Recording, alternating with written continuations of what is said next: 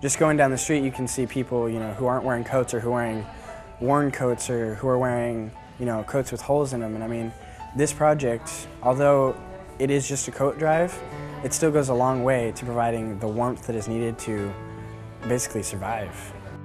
Bellevue is considered a very wealthy community, and many people don't recognize that poverty does have its effects on our city. So I know that Bellevue is a great community and it is a very wealthy community, but there is still a lot of need. When I started this, I was in 7th grade, so I was 12 years old, and now I'm 16, and this is going into the 5th year.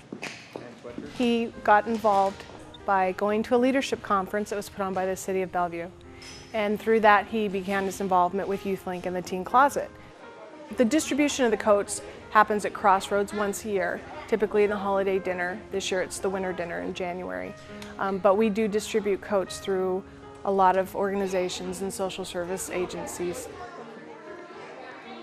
It's incredible. I mean, I know this year I wasn't expecting much because of the economy and all the tough times that are happening right now, but to get 1,800 coats is just phenomenal. Last year I know we got just about 1,200, and I was expecting about the same number or maybe a little bit less, and then when we got the final total of 1,800, it was like, oh my goodness, people really do care.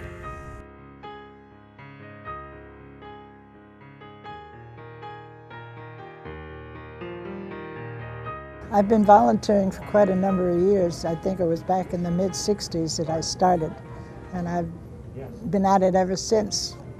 It's been very interesting for me, very rewarding for me, and I hope I've made other people enjoy it too.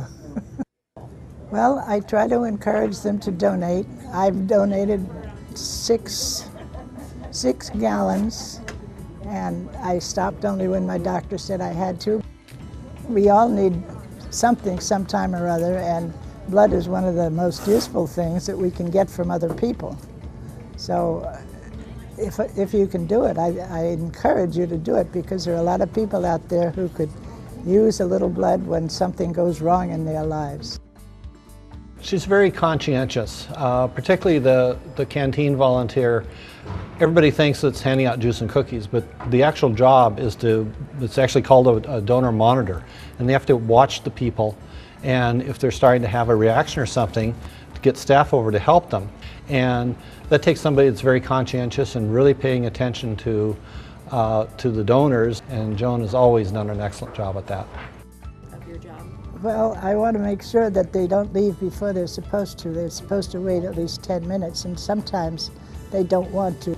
So I try to make them just as comfortable as I can. It's just something I enjoy doing, and I hope I'm doing something worthwhile.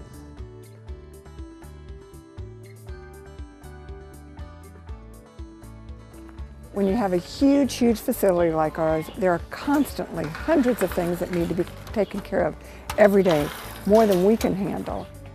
Jim comes in and really does what needs to be done, and he just takes the jobs on, and he sees jobs that need to be done and just takes care of them, and that is just such a benefit. It was totally a surprise to me when they told me they were going to nominate me, because I thought there were a lot of people who did a lot more work than I do. But I do appreciate the honor. Hopefully it'll get a few more people involved. I like working out in the open air. I like working with my hands. I like solving problems. That's part of being an engineer, I guess. I can't even put a value on what he's done for us. It's enormous. And we can never tell him how appreciative we really are. We have it pretty good in Bellevue, and there are a lot of people who are less fortunate than we are, and this is one way to pass along, making something better for other people. That's entirely enough for me.